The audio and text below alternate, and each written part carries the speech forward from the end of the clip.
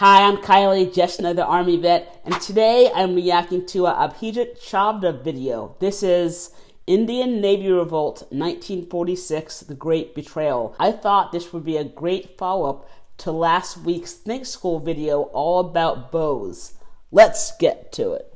This is by Saida, who says, can you tell us the truth about the 1946 naval mutiny? That's an interesting question. Thus far, I have been taking questions about more ancient Indian history. This is more recent Indian history, but it's a very important chapter in the pre-independence history of India.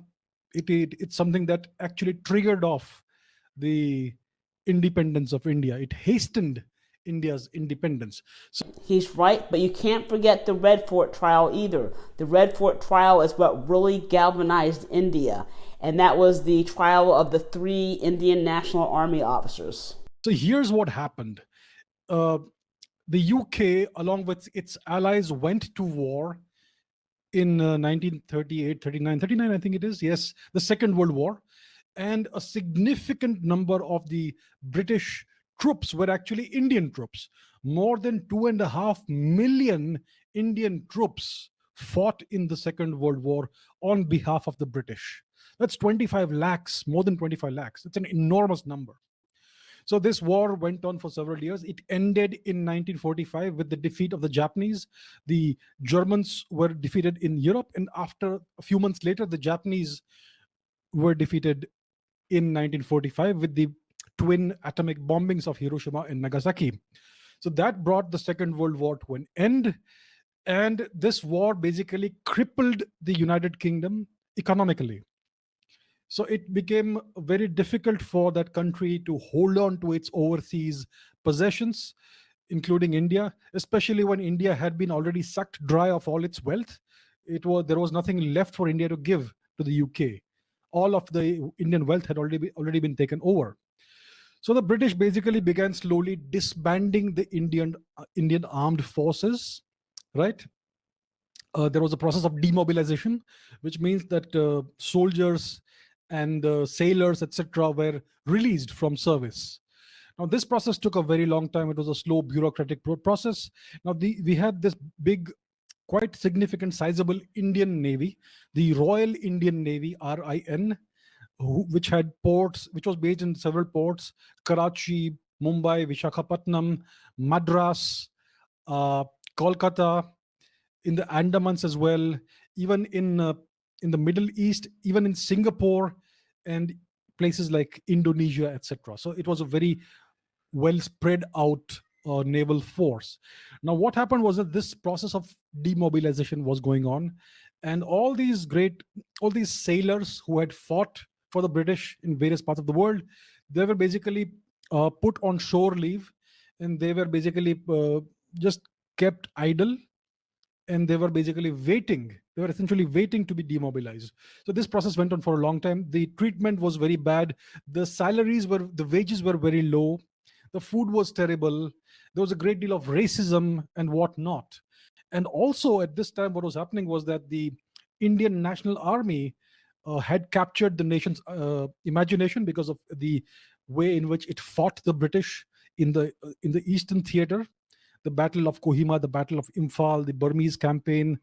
The Indian National Army, INA, Subhash Chandra Bose's army, did indeed lose at the end, but it captured the public's imagination, the nation's imagination. The news of the Indian National Army and bows was highly censored by Great Britain. They did not want to cause any more unrest in India. That yes, Indians can actually fight the British and make them bleed, right? Now, many of these Indian INA soldiers were captured and they were put on trial, etc. So there was a great deal of discontent. So this is the background to the 1946 naval revolt. So what happened was that in, I think, February 1946, in Bombay, now Mumbai, in Mumbai, this revolt was triggered off. A number of sailors went on strike. They began to refuse accepting or obeying orders from their British officers, etc. They started saluting with the left hand. They started painting graffiti on the walls, "Quit India" and things like that. And because of the ill treatment they were receiving from their British superiors, there was a great deal of racism. They were called sons of bitches and sons of coolies and junglies, and Cooley? even worse things, black bastards and whatnot. These are some of the things. The food was terrible, the treatment was overall terrible. So these guys revolted. Initially, it was just a small number, 200, 300 of them who revolted. But very quickly, what happened is that this spread it went viral. The correct terminology is it went viral It spread like a wildfire. because these guys captured the communications infrastructure of the Royal Indian Navy, the wireless systems and all. And within a couple of days, this revolt had spread all over the Indian Navy, Royal Indian Navy. Karachi went on strike. Uh, Vishakhapatnam, Madras went on strike. The even in the Andamans, the Royal Indian Navy ships went basically revolted. They stopped obeying orders and all that. And within a few days, more than 70, almost 78 ships had revolted. Naval ships, warships had revolted against the British occupiers of India, and more than 20,000 sailors were involved in this. And not just the sailors, it was the population, the civilian population of Mumbai, of Karachi, that revolted against the British. The whole entire city of Mumbai, the entire city of Karachi went on strike. There were protests, there were demonstrations, trains were burned, property was damaged, Europeans were heckled and pushed and all that. It was I think they even beat up some British soldiers in the streets, actually. becoming really dangerous for the Europeans. And all the Indian sailors had control of these naval ships with their powerful guns and weaponry. So this became a very dangerous situation. It within a few days, if this had not been stopped, if this had not been contained, the Indian army would have also revolted. 25 lakh soldiers. Imagine what would have happened if the Indian army had joined this revolt, if they had come to know about this. The navy, the naval guys had the control of the wireless infrastructure, and also they were able to communicate with various ships and in far off locations in India. But this was not connected to the army network. That's why the army did not come to know about this. If they had known, this would have been a nationwide uprising on a scale greater than the 1857 war. And the British would have been wiped out in a bloody manner in 28 to 48 hours. There was no way they could have survived this sort of a revolution. Now, what happened was that these sailors, they took possession of the ships and all the infrastructure. They placed 3 flags on each ship: the Congress flag, the Muslim League flag, and the Communist flag. These were the 3 main parties, political parties in India. So 3 flags: the Congress flag, the Muslim League flag, and the Communist flag. And this spread all across India, even in Karachi and various places. So and it had a great deal of popular support. So what the British did was that they ordered the police to quell the rioting and all that in the cities of Mumbai and Karachi. The police refused to cooperate. The police kind of joined the people in protesting against the British. This went beyond non-cooperation. This was becoming a violent insurrection. Then they had to bring in the Indian army, the British Indian Army. And then there was a bloody massacre in the city of Mumbai. More than 200 people, official figures say that more than 200 civilians were killed and many thousands were injured. I would say that the unofficial real figures would be many thousands must have been killed in this indiscriminate firing. It's interesting when it comes to the Brits and how they report massacres, because it sounds like those numbers are a lot lower than they actually were, kind of like how they reported the numbers in the Jallianwala Bagh massacre On unarmed civilian protesters. And the same sort of thing happened in Karachi also. It must have happened in other places too, but we're not sure.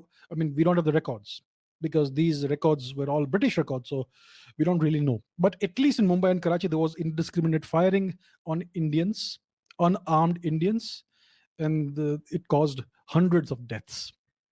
Now, the Congress party, under the leadership of Mr. Gandhi, condemned the uprising. They condemned the 1946 naval revolt against the British. The Muslim League also condemned the uprising of the Navy, of the Indian Naval Force, because At that time, these two parties were in negotiations with the British for a proper ceremonial handing over of power. The British had made it clear that they wanted to leave India. They were no longer in a position to manage India. It was too difficult, too expensive. They were bankrupt basically because of the war. They wanted to leave India.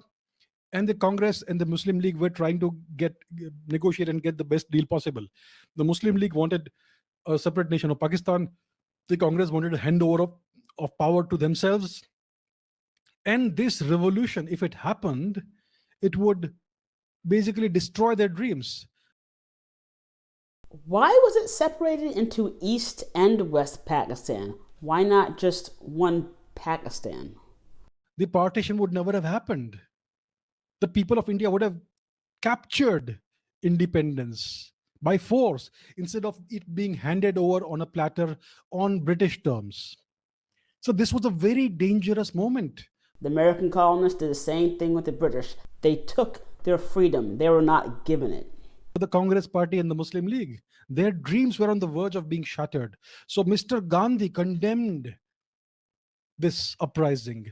Mr. Vallabhbhai Patel came to Bombay and he urged the rebels to step down. And he assured them, he gave them an assurance on behalf of the British that none of them would be persecuted for what they've done. Just please surrender, end this nonsense, and none of you will be persecuted. Who? So these guys saw that there was no political support apart from the communists. Strangely enough, the communists in 46 supported this revolt, but the Congress Party and the Muslim League did not support it. They condemned it. So these guys, they found that there was no support from the main two political parties. And after they were given assurances by Mr. Patel, Mr. Sardar Vallabhbhai Patel, that there would be no repercussions, no persecution, then they all surrendered. So it lasted about a week or 10 days or so at most. They surrendered to the British. The moment they surrendered, they were all arrested, imprisoned, and court-martialed. No surprise. So the word that they were given was immediately broken. They were told there would be no persecution, no victimization. They were persecuted. They were imprisoned for months, solitary confinement, terrible treatment.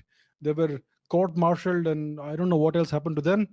After India got its so-called independence, and Pakistan also became independent, these people who fought the British on behalf of India, they were not reinstated to their naval positions. There were about 450 or 500 sailors that were not allowed to rejoin the Pakistan or Indian Navy after the 1947 partition. They were not compensated for the ill treatment and the loss of salary and all that, and we don't even know what happened to them. So this is how India and also Pakistan treats its patriots. So this is basically what happened in 1946. It was a very dangerous moment for the British, for the Congress Party, and for the Muslim League. It was a spark of hope for India that we could grab independence on our own terms by kicking the British out. But the Congress Party and the Muslim League ensured that this did not happen. And but this incident, it taught the British a very valuable lesson. They realized that they could not hang on to India. It was imperative for them to quickly leave the country as quickly as possible, because otherwise there will be widespread slaughter and every British man, woman, and child would be wiped out from the soil of India. That became very clear, and that's why there was this hasty process of the partition, of the redrawing of the boundaries of and all that. And about 16 months later, we had the partition of India and the so-called independence of India and Pakistan. So this is the story of the 1946 naval mutiny. I would highly recommend you read about this, because this is something that very few people have written about. This is a chapter of history that has essentially, the historians have tried to bury it, because it kind of shows us the truth about what could really have happened, what was possible, and what the Congress and the Muslim League did for the sake of their personal benefit, because they wanted power to be handed to them instead of the people reclaiming the power which was theirs. So that's what happened. And that's the same reason why Bose's story is mostly deleted from Indian textbooks. If you do want to watch that Think School video, I'll put it right here. But thank you guys so much for watching. If you got any value from this video, then please go ahead and smash that like button.